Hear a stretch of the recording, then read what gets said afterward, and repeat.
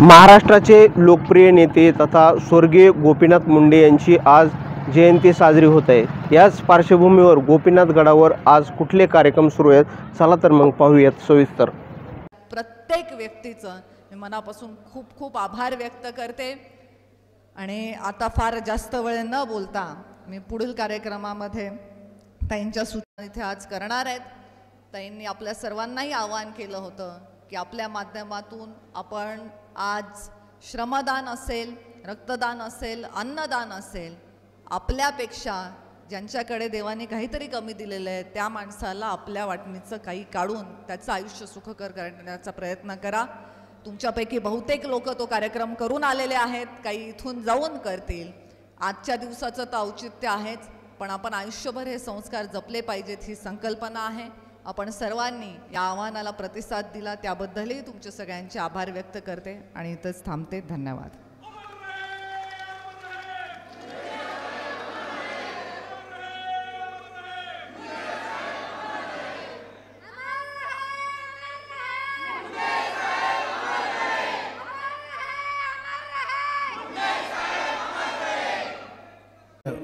मुंडे साहेब यांची आठवण संपूर्ण महाराष्ट्राला त्याचप्रमाणे आपल्या जिल्ह्याला तर नेहमी होत आहे। आज या ठिकाणी मोठा कार्यक्रम जरी नसला तर गावोगावी त्यांचा जन्मोत्सव साजरा होतो। आज मी सकाळी सौताडा येथे मिरवणूक झाली, माझं भाषण झालं, नंतर मी आपल्या या कार्यक्रमासाठी आलेलो आहे। आज जे आपल्या राज्यात वातावरण चालू आहे, या वातावरणामध्ये मुंडे साहेबांची किती गरज राज्यातील लोकांना होती हे आपल्या लक्षात येतं।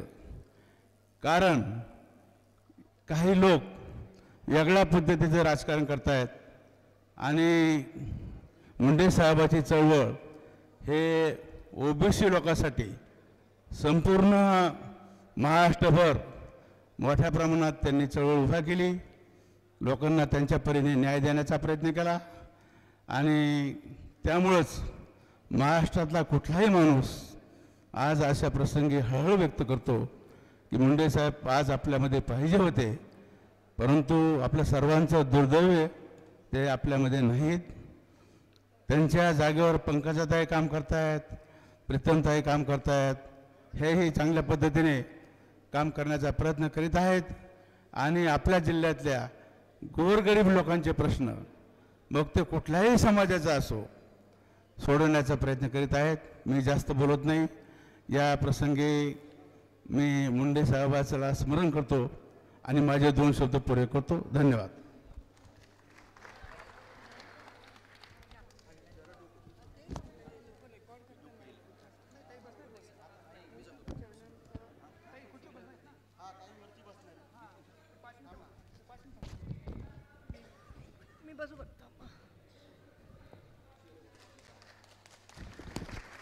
अजून कोणाला बोलायचंय का? 2 मिनिटं तुम्हाला बोलायचं, बसूनच बोला।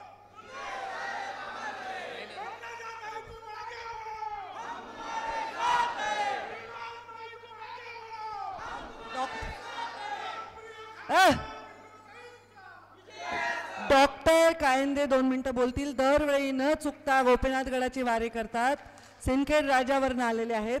तो पण एक संभाव्य मतदारसंघ आहे जिथून मला सतत मागणी होते, पण मी घाबरू नका, उभारणार नाही।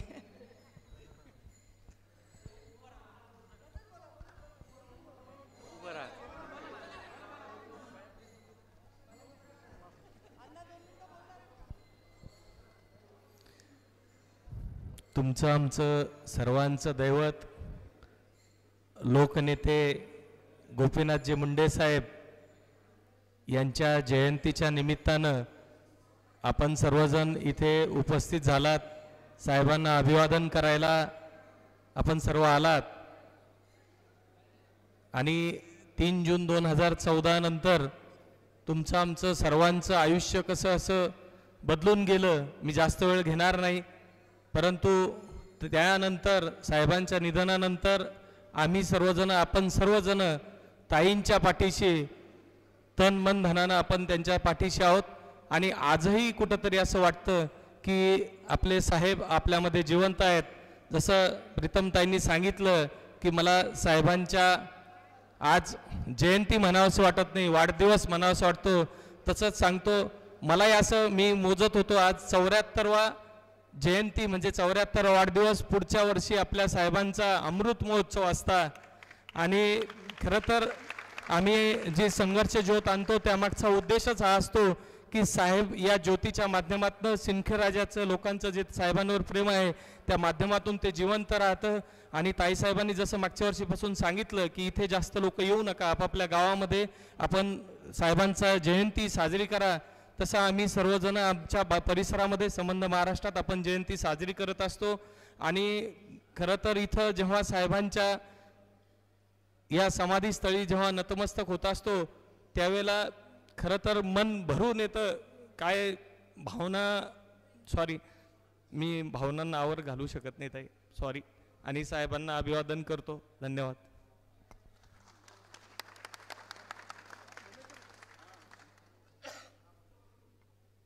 नमस्कार. आता घोषणा कोणी देऊ नका, कारण ही काही सभा नाही. हा कार्यक्रम आपला अत्यंत घरगुती आहे. मी घरगुती याच्यासाठी म्हणलं की या कार्यक्रमामध्ये कुठलंही राजकीय उद्दिष्ट नाही. शांत. सेल्फीवाले गंभीर भाषण आहे, नंतर 10 मिनटं वेळ देते. सेल्फी काढू नका कोणी. मीडियावाले तुम्ही मागे पडून बडबड करू नका, आम्हाला डिस्टर्ब होतो. इथे हा घरगुती कार्यक्रम आहे. आणि ह्याच्यासाठी घरगुती मी म्हटलं कारण ह्या कार्यक्रमामध्ये जसा माझ्या परिवारातला एखादा सदस्य येणार नाही, पण तुम्ही मुंडे साहेबांवर निस्वार्थ प्रेम करणारे माणसं, ज्यांचा काहीच स्वार्थ नाही. मुंडे साहेब हे एक नाव आहे, त्या नावाने दिलेली आपल्याला ओळख आहे, ते आपला स्वाभिमान आहे. आणि म्हणून इथे या गडावर नतमस्तक होण्यासाठी येता. पहिले तर मी सर्वांसमोर मनापासून नतमस्तक होते. मी एक कन्या म्हणून माझ्या पित्यावर तुम्ही जे प्रेम केलं त्याच्याबद्दल नम्र नम्र नम्रपणे तुमचे सर्वांचे आभार मानते. आणि मी याच ठिकाणी भाषण केलं होतं 2014मध्ये, जेव्हा मुंडे साहेब गेले होते आणि त्यांचा 14वा दिवस होता, गोड जेवणाचा कार्यक्रम होता. त्या दिवशी मी म्हटले होते की मला मुंडे साहेब जेव्हा मंत्री झाले तेव्हा मी त्यांना म्हटलं होतं, बाबा आता माझं अवतार कार्य संपलं. गमतीने म्हणाले की तुम्ही लोकसभेला प्रचंड मताने निवडून आलात, मी 10 वर्ष खूप काम केलं, आता हे राजकारण तुम्ही सांभाळा, मी आता मुक्त झाले. हे मी त्यांना 2 जूनला म्हणले आणि 3 जूनला बाबा आपल्या सर्वांमधनं गेले. कुणाच्याही वाट्याला असा प्रसंग येऊ नये, शत्रूच्याही वाट्याला येऊ नये. हे पहा, जन्म मृत्यू आपल्या हातात नाही. आपले आईवडील आपल्या डोळ्यासमोर कधी ना कधी जाणारच आहेत. कधी उलटं होऊ नये. लोकांना वाटतं ना की कधी मी जाते की एखाद्याचा तरुण मुलगा गेला, एखाद्याच्या घरी काही घटना घडली, लोक म्हणतात उलटं होऊ नये, मुलांनी आईवडिलांची सेवा करावी. पण दुःख याचंच वाटतं की मुंडे साहेबांनी सेवाच करून घेतली नाही. धड धाकट रांगडा कणखर असा दणकट आपला नेता, ज्याच्या नुसत्या बघण्याने थरथर विरोधक कापत होते, ज्यांनी आवाज दिला तर महाराष्ट्रातले वंचित असे गोळा होत होते, त्या मुंडे साहेबांनी असं अचानक जाणं मला अनाथ करून गेलं नाही. हो, तुम्ही मला सांभाळलं, पण तुम्हा सर्वांच्या डोक्यावरचं छत्र हरवलं. आपल्याला जसा पाऊस पडला नाही, जसं रान होऊन जातं, तसं आपलं आयुष्य आता झालंय की काय? आपल्या शुष्क या जीवनामध्ये आता कसं घडेल? मुंडे साहेबांची जागा कोण घेईल? मुंडे साहेबांचे विचार कोण चालवेल? असा प्रश्न माझ्या सकट सर्वांच्या समोर होता. पण ती सोय मुंडे साहेबांनी केली. माझ्या डोक्यामध्ये अशी विचार घातले की मुंडे साहेब जेव्हा 3 जूनला गेले 2014ला, तेव्हा त्याच्यानंतर 12 डिसेंबर 2015ला इथे मी भूमिपूजन केलं आणि हा गोपीनाथ गड उभा केला. भूमिपूजन 12 डिसेंबरला झालं. तेव्हा आज भय्यू महाराज आपल्यात नाही आहेत, पण भय्यू महाराजांनी एक मुंडे साहेबांवर खूप प्रेम केलं, ते होते या कार्यक्रमाला. हे भूमिपूजन झालं आणि 3 जूनला गड उभा सुद्धा राहिला. अत्यंत थाटामध्ये, सन्मानाने, डोलामध्ये जसे मुंडे साहेब उभे राहायचे, जॅकेट घालायचे, खिशातून कंगवा काढायचे आणि विंचराई साहेबांचं भाषण नाही, नुसतं दर्शन करून सभा जिंकल्या जायच्या, तसाच डोलात, तसाच सन्मानाने हा गोपीनाथ गड उभा राहायला पाहिजे. मला वचन द्या तुम्ही. हा गोपीनाथगड पंकजाताई एकट्या नाही, तुम्ही सर्व उभा करणारे, देताना वचन मला. मुंडे साहेबांचे विचार हे गोपीनाथगडाच्या निमित्ताने गावागावात पोचले पाहिजेत. मुंडे साहेब 100 वर्ष जगावे मला वाटतो. काय रामभाऊ, तुम्ही मानूरकरजी वसंत मुंडे आलेले आहेत. मुंडे साहेब 100 वर्ष जगावं असं मला वाटतं, तुम्हाला वाटतं? 2 दिवस जरी हॉस्पिटलमध्ये ॲडमिट राहिले असते तर यमराजाला सांगितलं असतं आमचं आयुष्य साहेबांना द्या, पण साहेबांना जगवा. पण साहेबांनी संधीच दिली नाही. एवढंच त्यांचं काम होतं, ते आपल्यातून गेले. मुंडे साहेबांनी 100 वर्ष जगावं असं वाटलं तरी मुंडे साहेब जगू शकले नाही. मी वैद्यनाथाला अभिषेक घातला, मी बौद्ध विहारामध्ये बुद्ध वंदना केली, त्याच्यानंतर दर्ग्याला जाऊन चादर चढवली आणि मी सांगितलं देवा माझ्या वडिलांना 100 वर्ष जगाव. तुम्ही म्हणता ताईचं काय डोकं गेलं का काय कामातून? पण माझी मुलगी म्हणून जबाबदारी आहे की माझा बाप हा 100 वर्ष जगला पाहिजे. तो माझा नाही, तुमच्या सर्वांचा नेता पिता होता का नाही? मुंडे साहेब 100 वर्ष जगण्यासाठी आज आपण संकल्प घेऊ. कारण साहेब शरीर रूपाने जरी गेले तरी साहेब संस्कार रूपाने, विचार रूपाने साहेबांच्या आधार आपल्याला राहणार आहे. आणि आज माझा संकल्प आहे तुमच्या सर्वांच्या साक्षीने की मुंडे साहेब हे 100 वर्ष जगले पाहिजे. मुंडे साहेबांचे विचार हे शतायुषी झाले पाहिजे. हाच माझा संकल्प आहे. हा संकल्प माझ्या या कॅमेऱ्याच्या माध्यमातून गावागावात काम करणारे, मुंडे साहेबांची जयंती मोठ्या थाटात साजरे करणारे माझे सगळे भाऊ, माझे लेकरं बघत असतील आणि ते संकल्प पूर्ण करतील. पंकजा मुंडे राहिली नाही तरी गोपीनाथगड असाच डोलात उभा राहील. मुंडे साहेबांचा विचार असाच डोलात उभा राहील, असा संकल्प. हा संकल्प पूर्ण करण्यासाठी कसा करायचा मला माहित नाही. माझ्याकडे काही आहे का मला माहित नाही, मला काही मिळणार आहे का मला माहित नाही. पण मला एक माहिती आहे की तुम्ही हा संकल्प स्वतः पूर्ण कराल. तुम्ही मुंडे साहेबांचा विचार, संस्कार, मुंडे साहेब हे गावागावात न्याल. जे मुलांनी मुंडे साहेबांना पाहिलं नाही, आता इथे जे मुलं आहेत 20 वर्षाचे, 21 वर्षाचे, 18 वर्षाचे, त्यांनी साहेबांना पाहिलंच नाहीये. पण मला वाटतं 25 वर्षाचा मुलगा असेल तरी पाहिलं नाही. तो 14-15 वर्षाचा असताना साहेब गेलेले आहेत. तर या मुलांनी साहेबांना पाहिलं नाही तरी ते गडावर येतात. त्यांची मुलं सुद्धा गडावर येतात. मुंडे साहेबांच्या फोटो समोर नैवेद्य दाखवतात. आज मी साहेबांच्या आवडीचे सगळे पदार्थ देवाच्या सारखे, देवाला जसं आपण आपले आईवडील देव आहेत ना, आपल्याला ईश्वराने जन्म दिला तसा आपल्या आईवडिलांनी आपल्याला जन्म दिला आहे. आणि हे संस्कार आपल्याला पाळायचे. मुंडे साहेबांचा जन्म त्रिपुराई पौर्णिमेचा. काय कुलकर्णी, पौर्णिमेला मुलगा जन्मला म्हणजे खूप भाग्यवान. मुंडे साहेबांचा जन्म त्रिपुराई पौर्णिमेचा आहे. आणि त्या दिवशी मी कामाख्याच्या दर्शनाला गेले होते. कारण मुंडे साहेबांसाठी मी एकदा नवस बोलला आणि मी तिथे गेले. साहेब 2च दिवसात गेले. 10 वर्षांनी मी परत तिथे गेले. काहीतरी राहिलंय, काहीतरी अस्वस्थ वाटतं. हे आपल्याकडून राहून गेलं असं वाटतं. साहेबांचं स्वप्न काय होतं? स्वतःसाठी नव्हतं, माझ्यासाठी नव्हतं, प्रीतमताईंसाठी नव्हतं, यशूसाठी नव्हतं, आमच्या आईसाठी नव्हतं. तुमच्यासाठी होतं त्यांचं स्वप्न. तुमच्यासाठी होतं म्हणून मला तुमच्या ओटीत टाकलंय. मी म्हणते, मला पत्रकार म्हणतात ताई तुमचं वय काय, तुम्ही सगळ्यांना लेकरं म्हणता, बेटा म्हणता, आई म्हणता स्वतःला. आता आई तर मी तेव्हाच झाले जेव्हा प्रीतमताई 3 वर्षाची जन्मली. मी तेव्हाच आई झाले ना. तिला कडेवर घेताना आईच्या मायेने सांभाळ. माझी धाकटी बहीण जन्मली तेव्हा 11 वर्षाची मी होते. मला तेव्हा वाटलं अरे आपलंच लेकरू आहे. माझं लेकरू व्हायच्या आधीच आईची भावना माझ्या मनामध्ये आली होती. आणि आता तीच भावना समाजाच्या तुमच्या सगळ्यांविषयी मला वाटते. माझ्यापेक्षा वयस्कर असलात तरी मला वाटतं की तुम्ही माझ्या लेकरासारखं तुमची मी काळजी करावी. आता तुम्ही माझी लेकरासारखी काळजी करता, मी तुमची लेकरासारखी काळजी करते. असं सुंदर नातं आहे का हो जगात? त्यामुळे आपला संघर्ष असणारच. मला सांगा, संघर्षाशिवाय कसं? आपली संस्कृतीच अशी.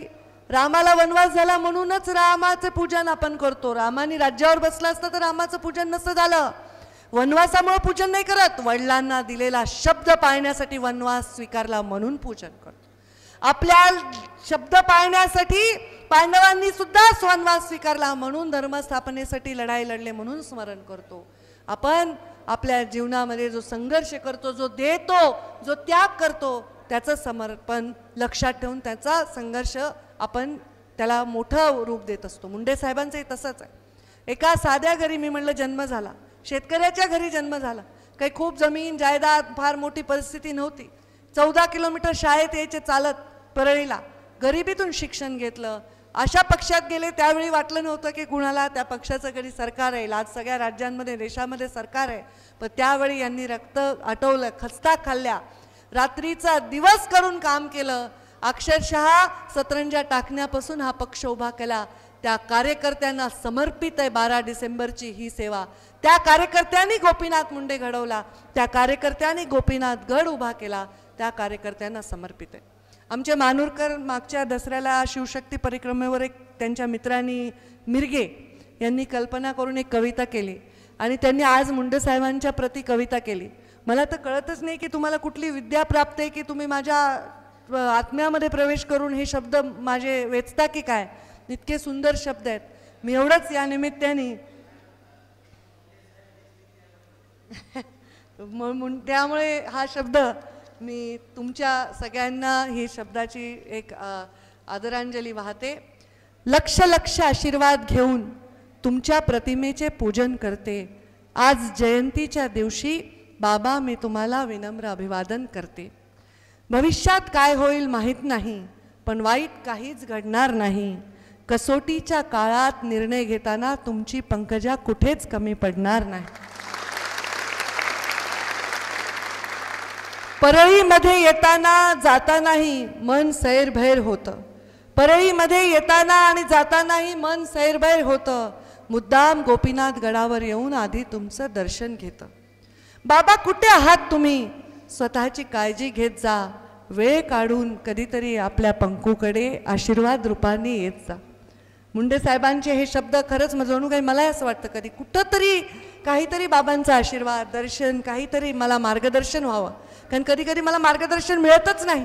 काय करावं अशा परिस्थितीत, काय करावं अशा संकटात असा प्रश्न पडतो. तेव्हा या गोपीनाथ गडापाशी मी येते आणि मला मार्ग दिसतो. उपेक्षेचा संघर्षाचा एक एक प्रसंग या 5 वर्षात जगत गेले.